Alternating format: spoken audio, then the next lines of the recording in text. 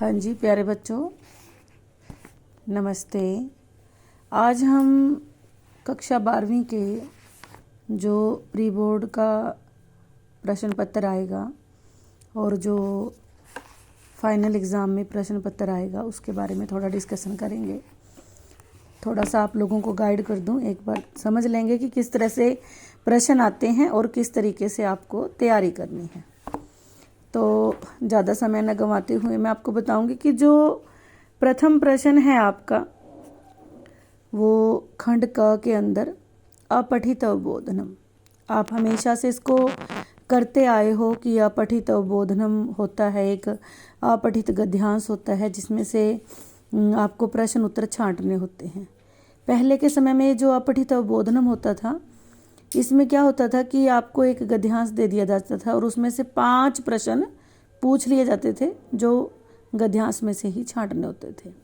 लेकिन अब ये और 10 नंबर का होता था। अब ये 10 नंबर का तो है, लेकिन जो प्रश्न छांटे गए हैं वो मैं आपको बताऊंगी कि वो किस तरीके से यहाँ पे प्रश्नों का विभाजन किया गया है। इसमें आपको एक गद्यांश दे दिया जाएगा, जिस गद्यांश को पढ़ कर के आपको प्रश्नों के उत्तर देने हैं। तो जो पहला प्रश्न है क जो प्रश्न है उसमें क्या करना है, एक पदेन उत्तरत, एक पद में एक शब्द में आपको उत्तर देना है। 3 प्रश्न दिए जाएंगे, उसमें से आपको कोई जो आपकी चॉइस है, कोई 2 प्रश्न करने हैं। दूसरा है ख के अंदर संस्कृतस्य पूर्ण वाक्येन उत्तरत, यानी कि पूरे वाक्य में आपको उत्तर देना है। 3 प्रश्न दिए जाएंगे, लेकिन आपको कोई 2 करने हैं। और फिर ग भाग है, उसमें निर्देशानुसार प्रश्नान उत्तरत, केवल प्रश्न त्रयम, 3 प्रश्न आपको देने हैं। जैसे कोई विभक्ति पूछ लिया, कोई विशेषण पूछ लिया, या कोई विलोम पर्यायवाची पूछ लिया, कोई प्रत्यय पूछ लिया। तो इस तरीके से आपको ये प्रश्न पूछे जाएंगे। फिर घ भाग में क्या है, ये जो गद्यांश आपने पढ़ा है इसका समुचित शीर्षक क्या है, इसका समुचित शीर्षक क्या है। इस तरीके से, ये तो पिछले प्रश्नों के उत्तर हैं, अदरवाइज ये आपको 4 क्वेश्चन उसमें से पूछे जाएंगे। 4 क्वेश्चनों को अलग अलग करके उसने दिया है। जैसे शीर्षक का 1 नंबर हो गया, 1 नंबर शीर्षक का है, और 3 नंबर इनके हैं जो ये मल्टीपल चॉइस क्वेश्चन आएंगे या ऐसे पूछने आएंगे। 4 नंबर इनके हो जाएंगे और 2 नंबर इनके हो जाएंगे। 2 4 6 और 3 9 और 1 नंबर शीर्षक का। तो पहला क्वेश्चन इस तरीके से होगा। फिर आपका दूसरा प्रश्न होगा रचनात्मकम कार्यम से। इसमें आपका एक निबंध आएगा, एक छंद आएगा, और छंद में से प्रश्न उत्तर आएंगे और अलंकार में से आएंगे। पहले के टाइम पे क्या था, जो पहले पिछले सालों में जो प्रश्न आते थे छंद और अलंकार से संबंधित, और ये तीनों 6-6 नंबर के हैं। ये तीनों का जो नंबर की वेटेज है वो 6-6 है। तो पहले क्या प्रश्न आते थे आपके कि 2-3 छंद दे देते थे और उसमें से आपको पूछ लिया जाता था कि इनके लक्षण दो, और तो 2-3 छंदों में से भी आपको कोई 2 की परिभाषा लिखनी है और उदाहरण लिखनी है। अब ऐसा नहीं है, अब आपको जितने छंद हैं उन सबको करना पड़ेगा। उसमें से आपको प्रश्न पूछ लेंगे कि इस छंद का लक्षण बताओ, या इस छंद में कितने वर्ण होते हैं, या इस छंद का उदाहरण बताओ।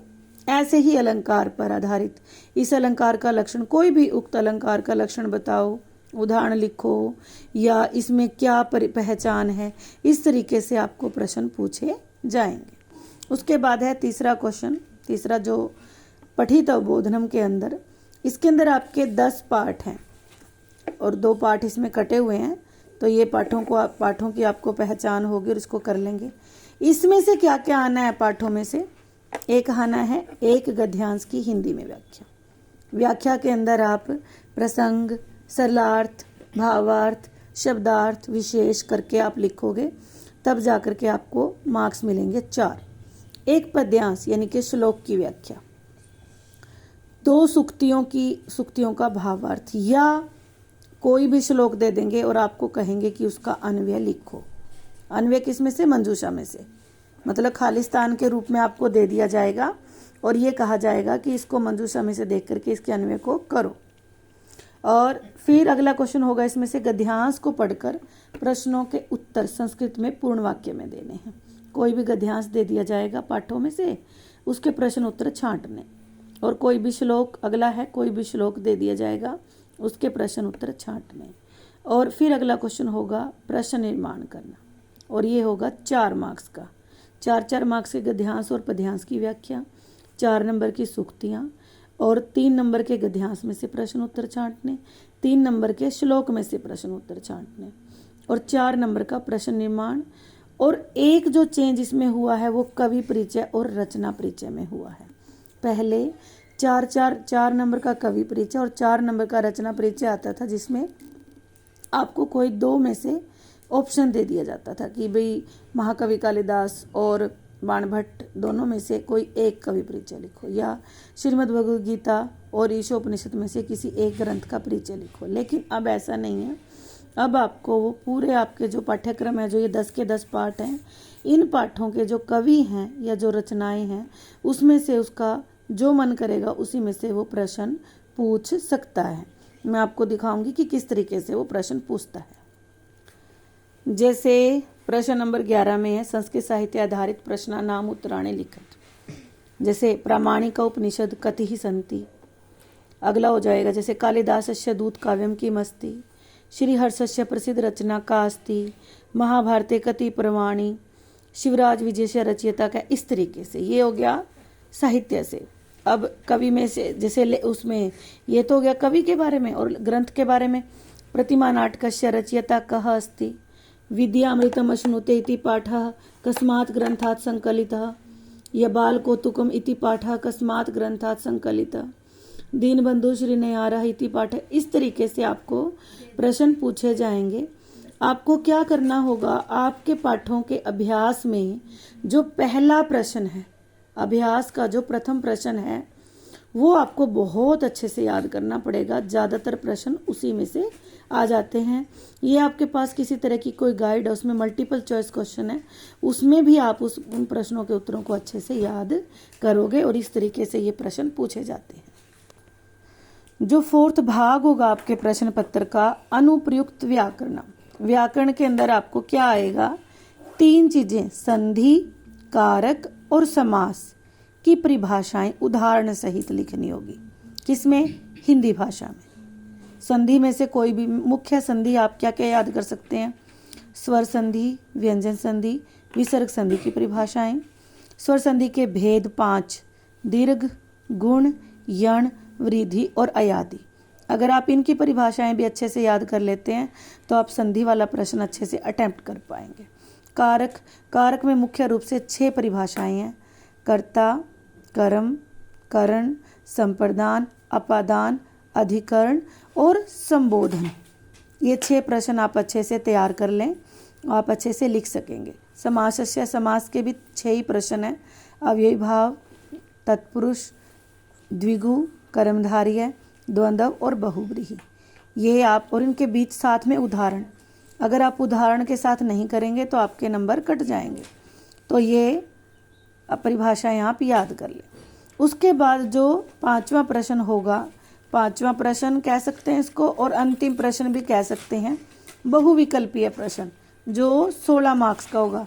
और ये जो संधि, समास और कारकों की जो परिभाषाएं हैं, ये 2-2 नंबर की होंगी, और अच्छे से इनको लिखना है।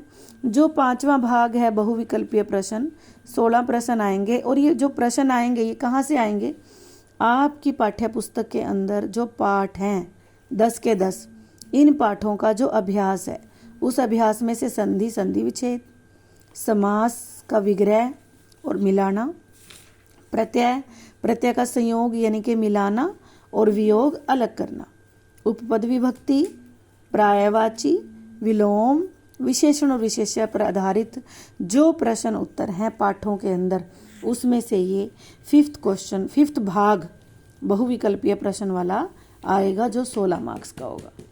तो आप सभी अपने पाठ्यक्रम को और अपने प्रश्न पत्र के स्टाइल को देख करके तैयारी करें और 100 अंक लेने की कोशिश करें। शुभकामनाएं।